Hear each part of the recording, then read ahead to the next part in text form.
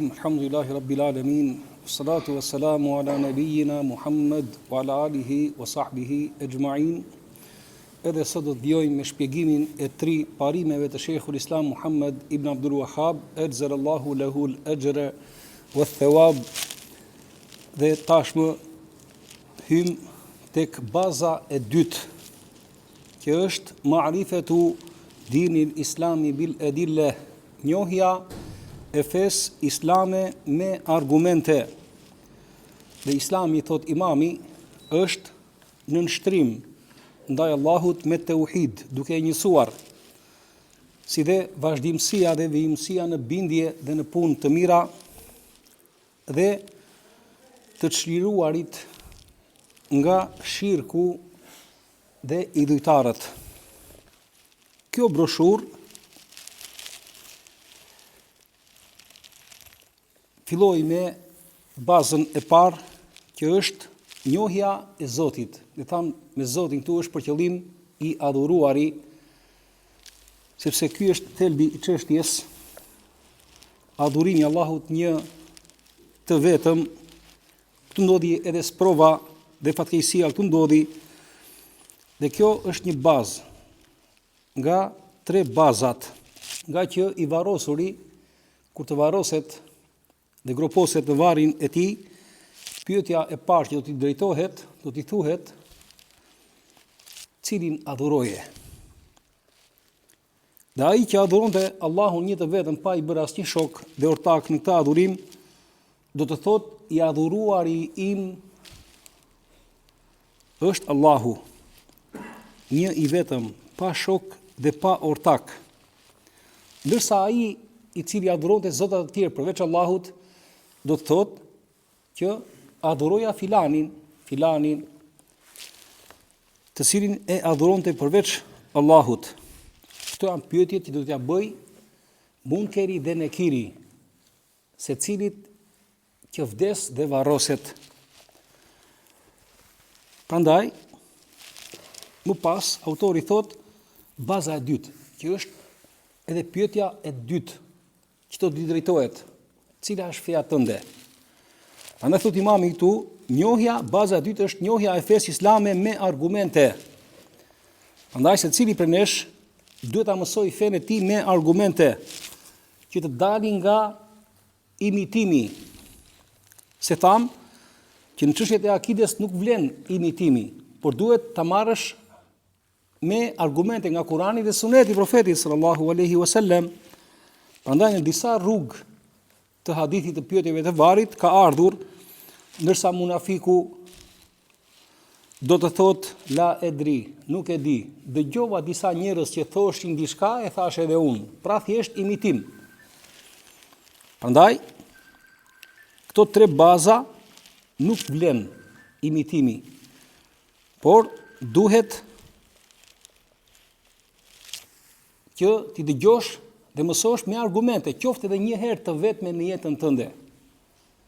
Për secilën bazë të kesh nga një argument, ta dëgjosh një argument, ta fiksosh, edhe po e harrove më pas nuk ka problem, por nëse ka që qoftë edhe një herë të vetme ta mësosh e dëgjosh me argument,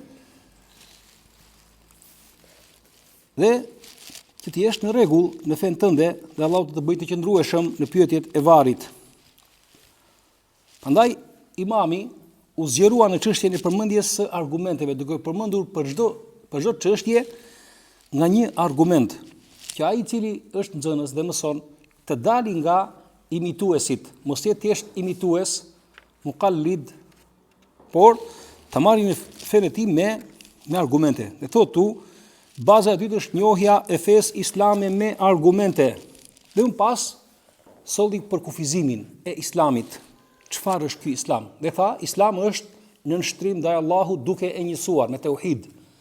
Vazhdimësia dhe vijimësia në bindje dhe në punë të mira dhe të shpëtuarit nga shirku dhe idhujtarët.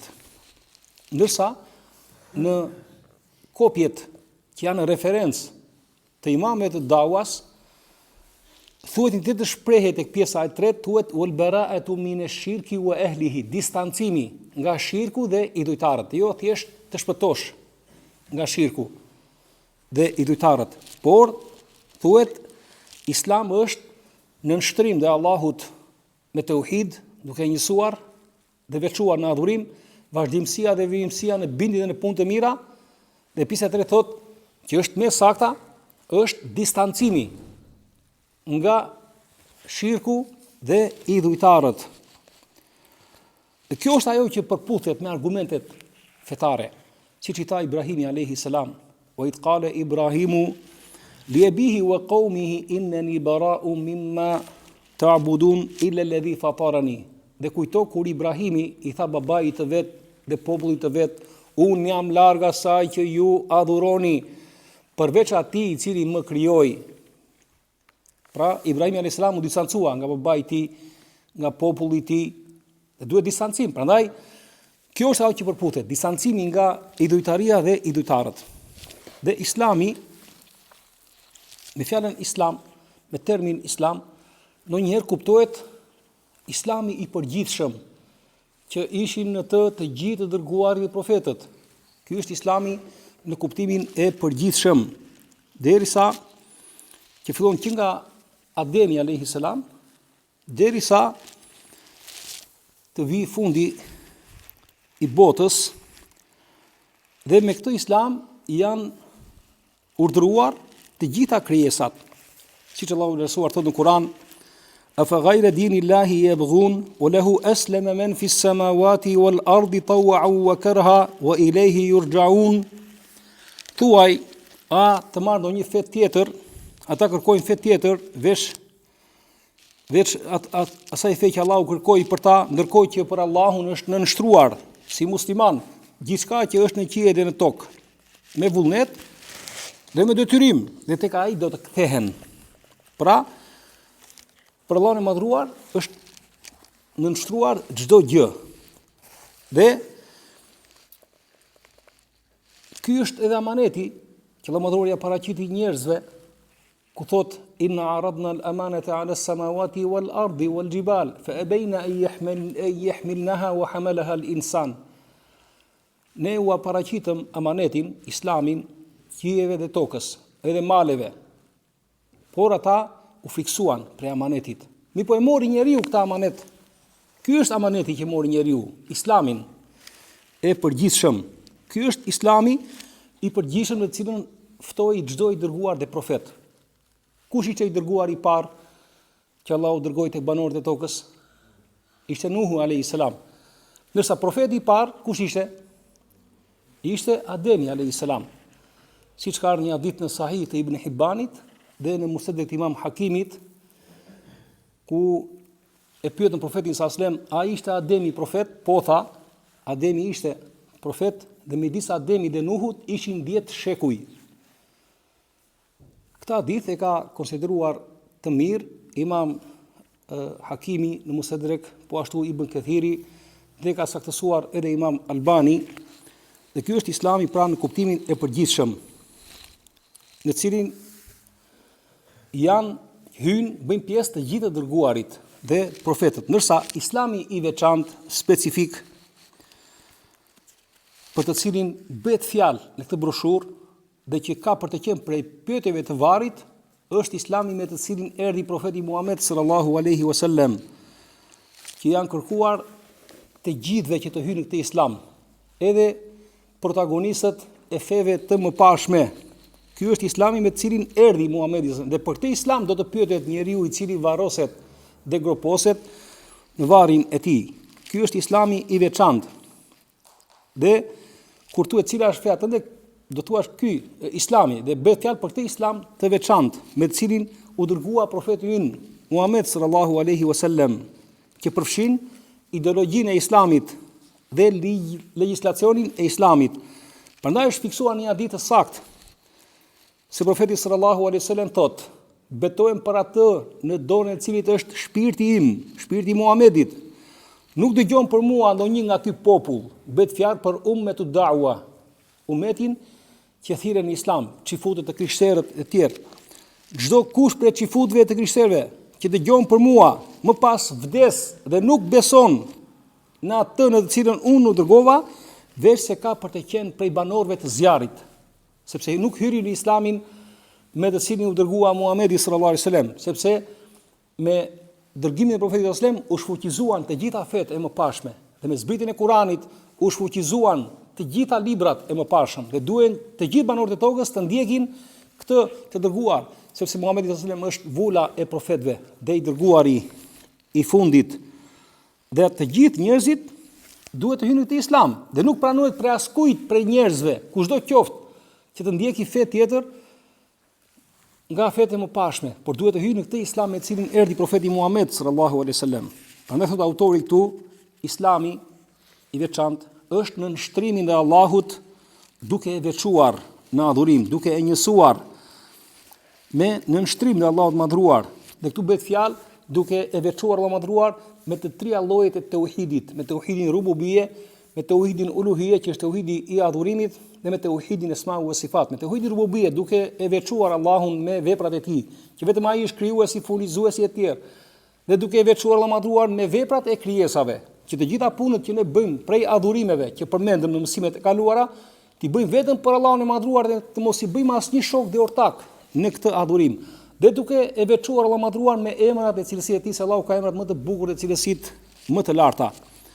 Pjesa e dytë e këtij përkufizimi është wal inqiyadu lahu bit ta'a, të kesh vazhdimsi dhe vijimsi në bindjen ndaj Allahut të madhruar dhe në bindjen ndaj të dërguarit sallallahu alaihi wasallam, siç Allahu thotë në Kur'an, qul ati'u Allah wa ati'u ar-rasul fa in tawallaw fa innama alayhi ma hummil wa alaykum ma hummiltum. Thuaj, binduni Allahut dhe binduni të dërguarit. Pra është urdhër për të gjithë që duhet i bindin Allahut dhe duhet i bindin të dërguarit sallallahu alaihi wasallam, të kenë vazhdimsi dhe vijimsi në bindjen e Allahut dhe të dërguarit sallallahu alaihi wasallam, në çdo gjë që ka urdhëruar profeti sallallahu alaihi wasallam. Po nëse ata i kthejnë shpinën dhe nuk kanë vazhdimsi dhe vijimsi në bindjen e Allahut madhruar, atëherë Allah thot fa innama alayhi, atëherë ndaj të dërguarit ma hummil, është me atë që ai u ngarkua prej shpalljes, dhe ai e komunikoi shpalljen profetit sallallahu alaihi wasallam, wa alaykum ma hummiltum, ndërsa ju do të keni si shpërblim atë që u përgjigjit apo jo ndaj thirrjes së tij. Prandaj duhet vazhdimsi dhe vijimsi në bindjen ndaj Allahut dhe dërguarit sallallahu alaihi wasallam. Dhe pjesa e tretë e këtij përkufizimi është dhe distancimi nga shirku dhe idhujtarët.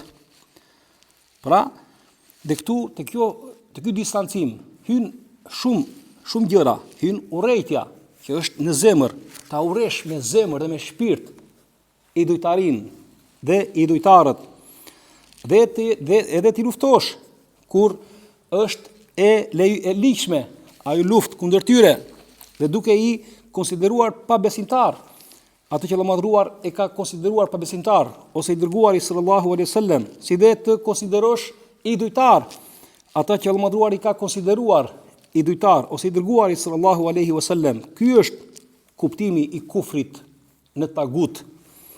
Pra, tek urrejtja hyn tre gjëra. Hyn armiqësia ndaj idhujtarisë dhe idhujtarëve, hyn konsiderimi i tyre pa besimtar, dhe hyn po ashtu edhe lufta ndaj tyre kur ajo është e ligjshme dhe fetare, nëse është e kërkuar. Prandaj, ajo që duhet të bëj masa e gjerë e muslimanëve, të cilët nuk janë prej dietarëve, është që duhet të distancohen nga shirku dhe nga idhujtaria dhe idhujtarët. Dhe baza e këtij distancimi është urrejtja. Është urrejtja dhe ajo është në grad të ndryshme të urresh, dhe ai që nuk e urren idhujtarin dhe idhujtarët, ai nuk është musliman. Ai që nuk e urren idhujtarin dhe idhujtarët nuk është musliman. Pra, çdo musliman duhet të doj islamin dhe muslimanët, duhet të doj tauhidin dhe njësuesit e Allahut madhruar. Dhe në anën tjetër, ka prej njerëzve të cilët nuk e urrejnë shirkun dhe idhujtarët, nuk e urrejnë idhujtarin dhe idhujtarët, dhe ai nuk është musliman, ai i cili nuk urren idhujtarin dhe idhujtarët. Po ka prej muslimanëve të cilët ndoshta ai e urren idhujtarin dhe idhujtarët si bazë fetare. Po për shkak të disa interesave ka dashuri për disa prej idhujtarëve. Edhe pse i urren për shkak të idhujtarisë, po si njerëz i do për shkak të interesave të dynjas dhe tham që ky që ka këtë lloj dashurie, siç e morën në mësimet e kaluara, e ka islamin të mangët, po nuk del nga rrethi i islamit. Me pak fjalë, për kufizimi i islamit përfshin 3 gjëra. Përfshin nënshtrimin ndaj Allahut madhruar duke e veçuar në adhurim. Pjesa e dytë e këtij përkufizimi është vazhdimësia dhe vijimësia në bindje dhe në punë të mira, duke bindur Allahut dhe dërguarit sallallahu alajhi wasallam. Dhe pjesa e tretë është distancimi nga idhujtaria dhe idhujtarët. Më pas autori thotë dhe ky islam është 3 grada. Është islami, është imani dhe është ihsani. Dhe secila prej këtyre gradëve, 3 gradëve, ka edhe shtyllat përkatëse. Pra feja islame, cilën erdhi Muhamedi sallallahu alajhi wasallam, ka 3 gradë. Grada e parë është islami.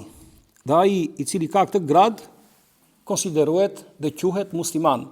Ai që ka gradën e dytë, që zbaton shtyllat e imanit, quhet mu'min. Dhe ai që ka gradën e tretë, ihsanin, quhet muhsin. Të trija këto emra pra, muslim, mu'min dhe muhsin, janë i bashkon adresimi tek feja islame, që quhen musliman, dhe këto janë grad tek Allahu i lartësuar, të trija këto grad.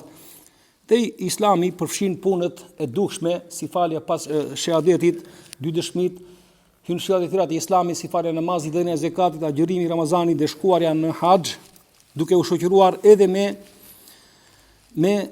imanin, me kushtet e shtyllat e imanit, dhe po ashtu imani përfshin 6 shtyllat e tij, duke besuar në Allahun, në ëngjëjt, në librat, në të dërguarin, ditën e fundit dhe në caktimin e Allahut madhruar, qoftë i mirë apo i keq, bashkë me punët e dukshme të islamit, ndërsa ihsani është grada më e lartë e fesë, që është të adhurosh Allahun sikurse e shikon.